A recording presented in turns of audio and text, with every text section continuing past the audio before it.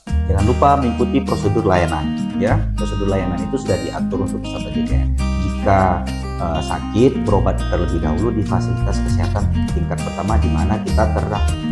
Tapi kalau gawat darurat itu bisa langsung ke rumah sakit yang bekerja sama dengan BPJS Kesehatan. Jangan tunggu keesokan harinya. Ya, kalau gawat darurat segera ke rumah sakit. Kamu belum aktif jadi peserta JKN, padahal peserta aktif wajib untuk semua.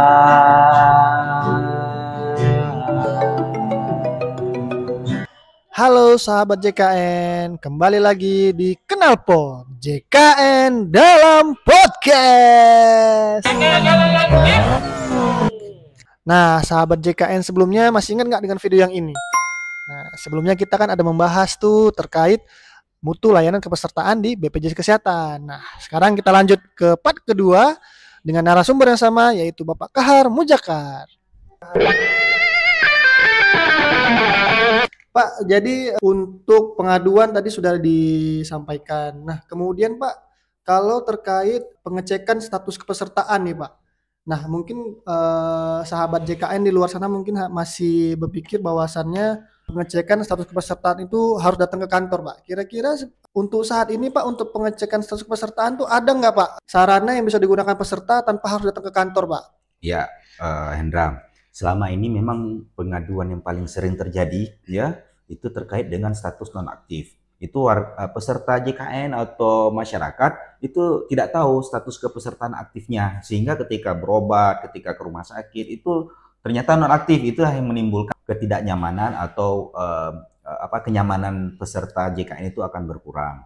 Sehingga kita terus mendorong ya mensosialisasikan, mengajak masyarakat untuk sering-sering melakukan pengecekan status kepesertaan ya. Caranya sangat mudah. Cukup menggunakan Pandawa saja. Chat Pandawa itu 24 jam bisa dilakukan ya. Mau jam 1, mau jam 5 pagi subuh, itu langsung direspon. Nomornya itu 0811 8165 165. Chat WhatsApp, tapi jangan ditelepon ya. Kalau jangan dipanggil itu nggak direspon. Tinggal di chat, langsung ketahuan nanti status kepesertanya aktif atau tidak. Misalnya, ini besok mau berobat ke puskesmas atau besok mau berobat ke rumah sakit karena sedang sakit. Itu cek aja malam ini aktif tidak gitu ya. Jadi sehingga ketika kita akses layanan itu kalau sudah aktif ya sudah aman lah gitu ya.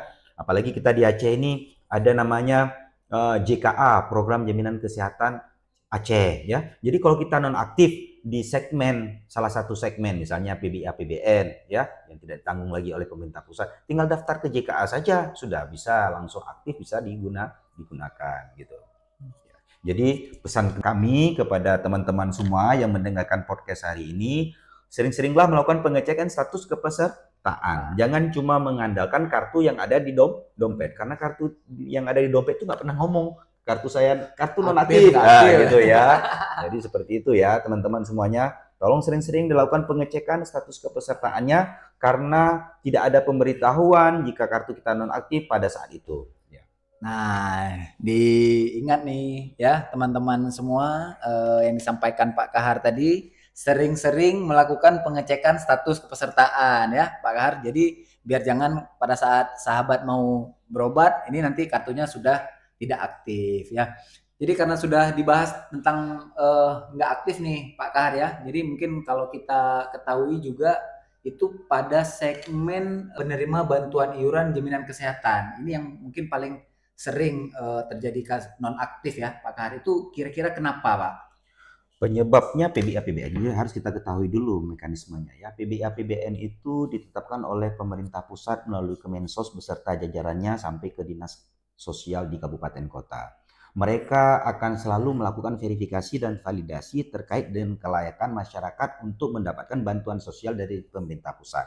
Ada kalanya ketika dianggap tidak layak, sudah mampu, atau misalnya sudah data kependudukannya sudah terjadi perubahan, misalnya dari dulunya yang bersangkutan sebagai anak berubah menjadi sebagai kepala keluarga, atau yang bersangkutan nanti dianggap sudah mampu, itu pemerintah pusat berhak melakukan penyesuaian kembali. Dan jangan khawatir ya, kalau kita di Aceh ada JKA. Jadi nanti kalau pemerintah pusat melakukan penonaktifan segmentasi dari PBA PBN ya, yang sumber dananya dari APBN, itu bisa langsung daftar ke JKA sambil berbarengan tetap melaporkan diri jika merasa membutuhkan bantuan sosial dari pemerintah pusat ke dinas sosial setempat atau ke operator SIG-NG yang ada di desa-desa. Oke, jadi nggak semerta-merta dinonaktifkan, tapi kita lihat dari asal-usul dia dinonaktifkan. Jadi bisa sudah mampu atau berubah status kependudukannya gitu ya, Pak Kahar ya.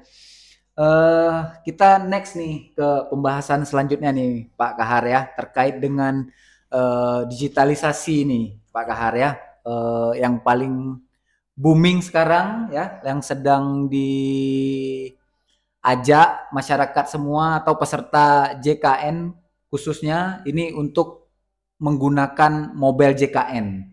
Nah, sepenting apa sih Pak Kahar mobile JKN ini? Kenapa masyarakat harus menginstal di HP-nya masing-masing, Pak Kahar? Oh iya, aplikasi mobile JKN itu kan aplikasi berbasis Android atau App Store ya, yang bisa dipakai atau digunakan oleh masing-masing peserta JKN.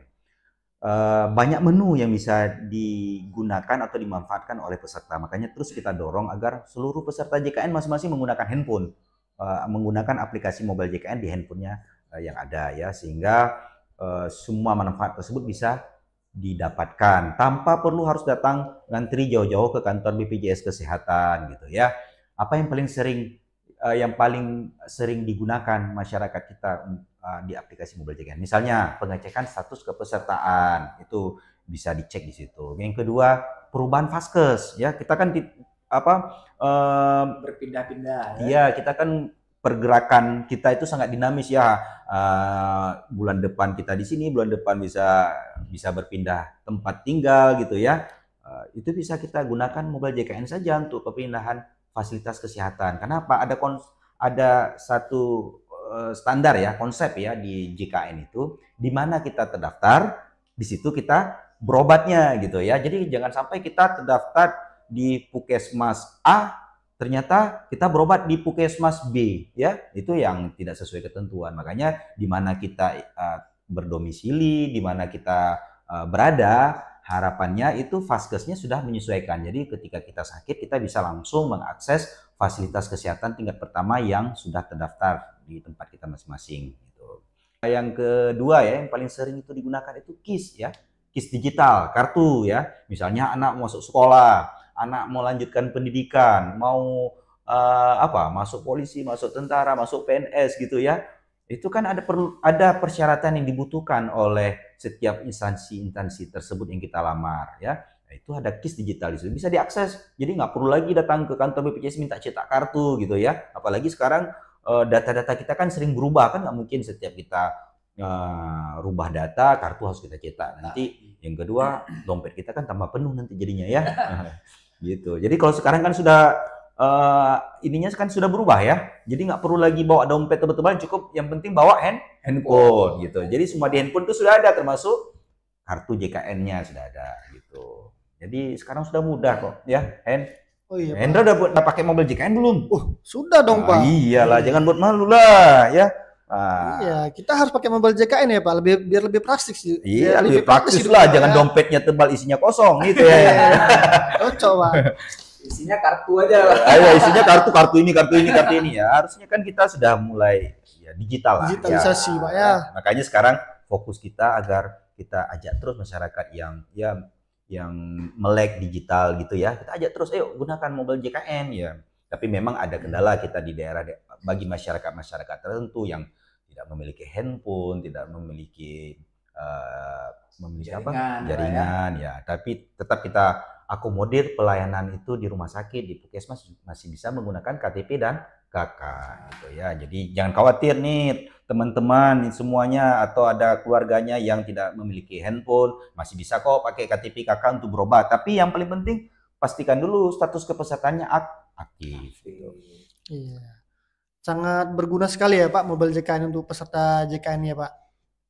Nah, terkait mobile JKN ini Pak, isu-isu yang berkembang saat ini Pak, banyak sekali Pak sahabat-sahabat JKN ini gagal login Pak saat mendownload aplikasi mobile JKN. Nah, yang pertama itu dikarenakan nomor HP tidak sesuai atau nomor HP sudah digunakan Pak. Yang kedua lupa password Pak.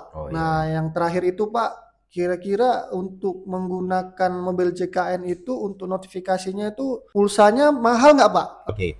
Jadi untuk menerima SMS OTP tersebut untuk keamanan memang dibutuhkan SMS tersebut dan dipotong itu sekitar Rp800 untuk penerimaan sekali OTP tersebut ya. Itu yang biayanya dan hanya sekali gitu ya, dan hanya sekali.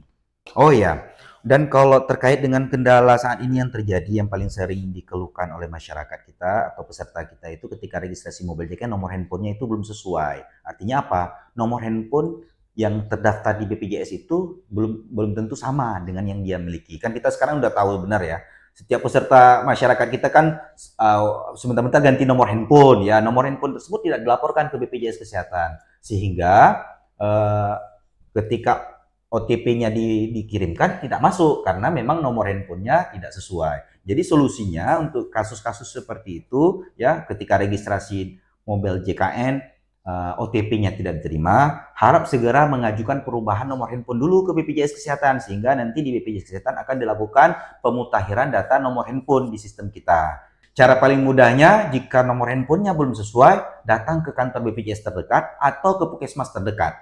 Itu nanti bisa diminta bantu untuk dilakukan perubahan nomor handphone tersebut. Oke sahabat JKN, jadi seperti itu ya tahapan kalau kita gagal login di aplikasi mobil JKN. Datangnya ke kantor BPJS Kesehatan terdekat atau ke puskesmas. Jangan datang ke kantor polisi ya. Iya benar itu.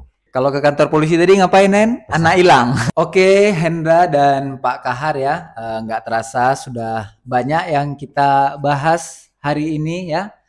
Mulai dari kepuasan peserta sampai dengan cara peserta biar semakin puas lagi ya, Pak Kahar, dengan menggunakan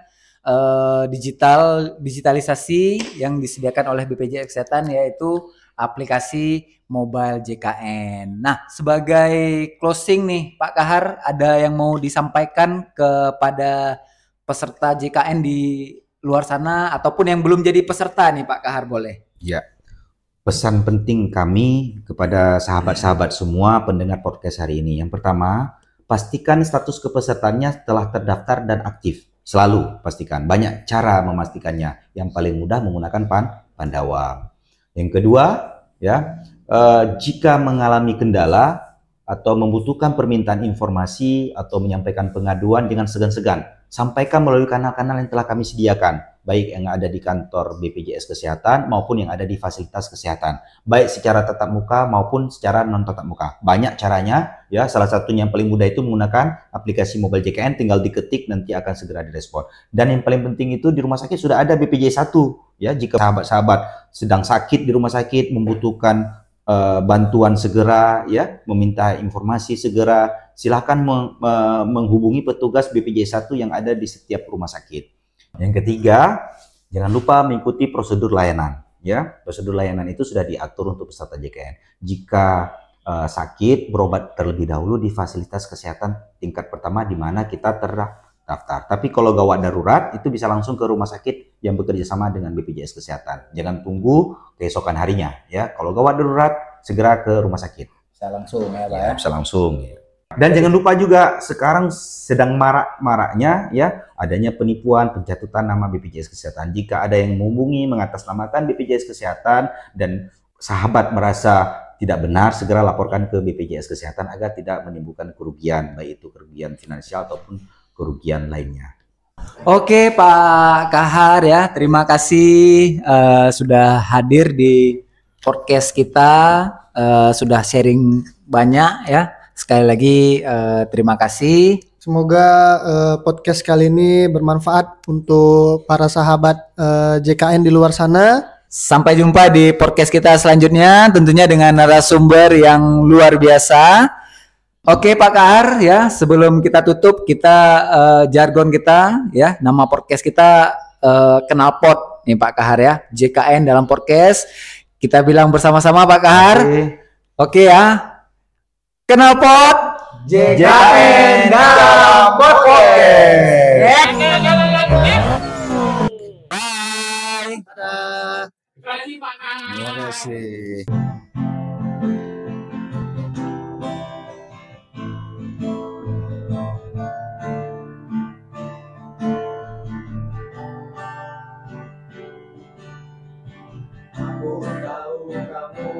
jadi peserta JKN. Padahal kepesertaannya wajib untuk semua. Aku tahu kamu belum jadi peserta JKN, padahal kepesertaannya wajib untuk semua. Aku tahu kamu jika ada kesulitan untuk jadi peserta JKN, uruslah pada yang kompeten. Oh, pastikanlah JKN-mu keaktifannya, lunasilah tunggakannya agar tak kena denda layanan. Menjadi peserta JKN, padahal peserta aktif wajib untuk semua. Tahu kamu belum aktif jadi peserta JKN, padahal peserta aktif wajib untuk semua.